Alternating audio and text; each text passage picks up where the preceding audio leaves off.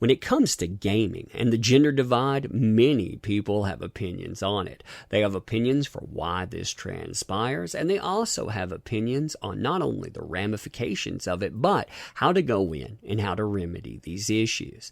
Now, many of these solutions, they are gems. I'm telling you, when you're mining for diamonds, you couldn't come across better material. And this is kind of that. Google, they have an answer. They have an answer to make this stuff work. You know what it is? Wait for it. Gender-neutral controllers to appeal to women. So you mean to tell me that all of this time that I've been playing video games, it was because the controller, it felt just right. And when I say just right, I meant ta-tas. Man. So hey there. So today I want to return to that wonderful world of video games to talk about, well, yet another place going out and deciding to sound off on why there's some kind of mystical divide out there and how best they're going to answer it.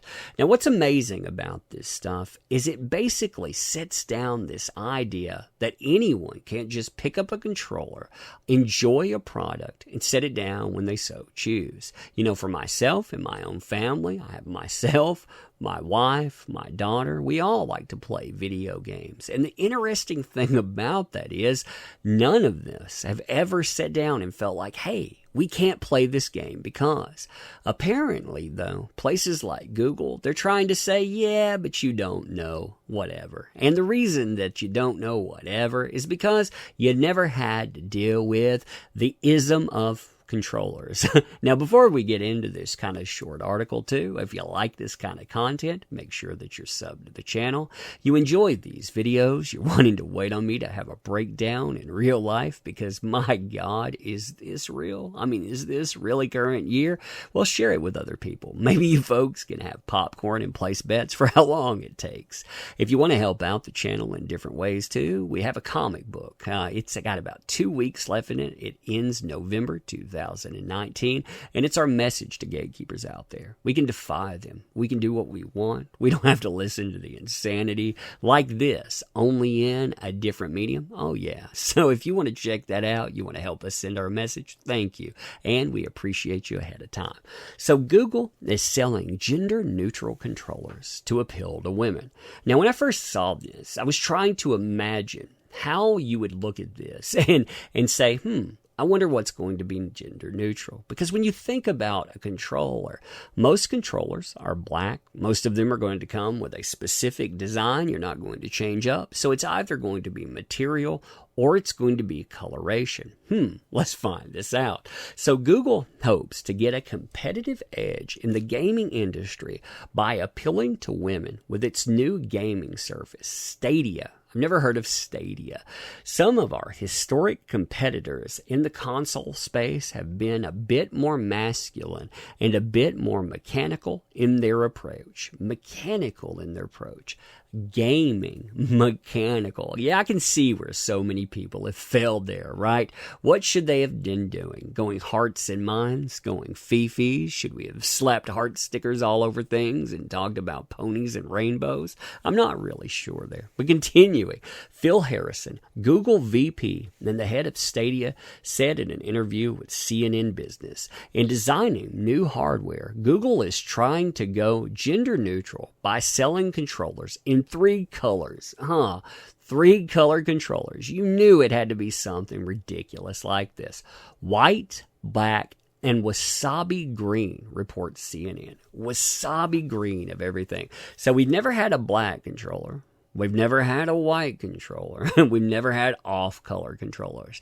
They do realize that you can buy skins for just about anything these days, right? And beyond that, I mean, we've actually had cool controllers in the past. My favorite controller was the Dreamcast, you know, where you could go in, you could slide in a save card. You could actually go and modify that your own way. It looked really cool. I enjoyed the heck out of those. But, you know, we've always had customizable equipment, you know, for the longest time, for decades now. But hey, you know, that's going to give you a cutting edge. But continuing on, Director of Design Isabella Olsen explained to CNN that the green color was particularly chosen because both men and women gravitated toward this color.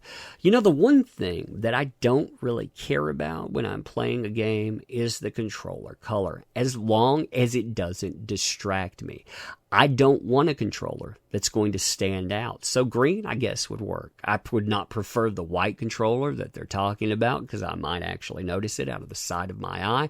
But black actually works as well. I don't see exactly what they're changing up and is going to make someone gravitate toward a game. But continuing on, CNN notes that the strategy is different compared to other gaming services such as Microsoft Xbox controller, which comes in colors like electric blue and fire truck red, but also mentions that Google isn't the first to take a gender-neutral approach, as Nintendo previously made the Switch Lite in bright colors like turquoise and yellow to appeal to all genders as well.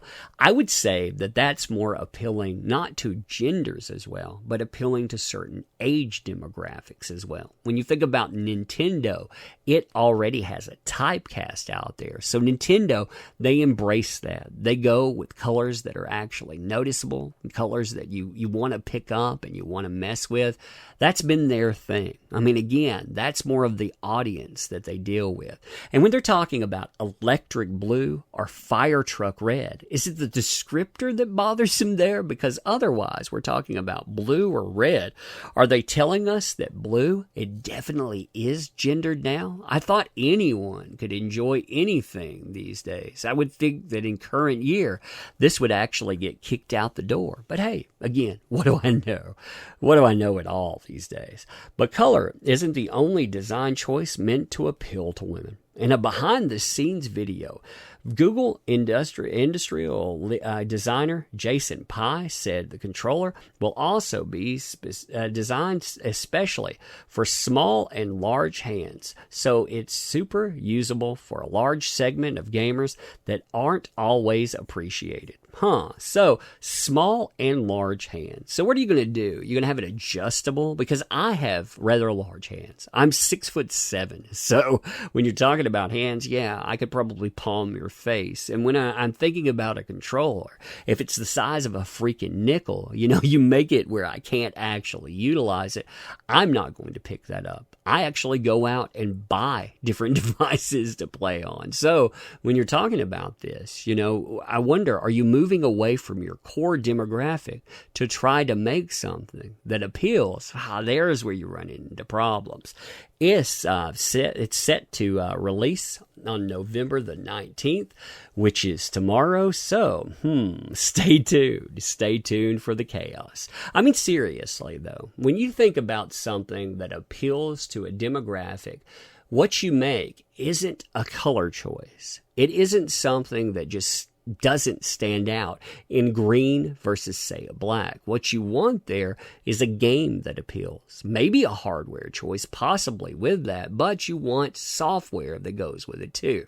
That's how you're going to bring in people that you haven't had before. And that's why certain types of games, certain types of systems, particularly cell phone games, they have always dominated with a certain demographic because, again, you have a certain type that are easy to play. You have, a certain type of function that's repeat patterned. And yeah, I mean, that's what works. But again, what do I know? I didn't go out and probably spend $100 million trying to find out that wasabi green is the way forward. Fun times, huh? Fun times. I wonder if they got some of that safety committee to come in with Google that they previously had with video games to tell them, that's good, doesn't offend anybody. You guys are doing great.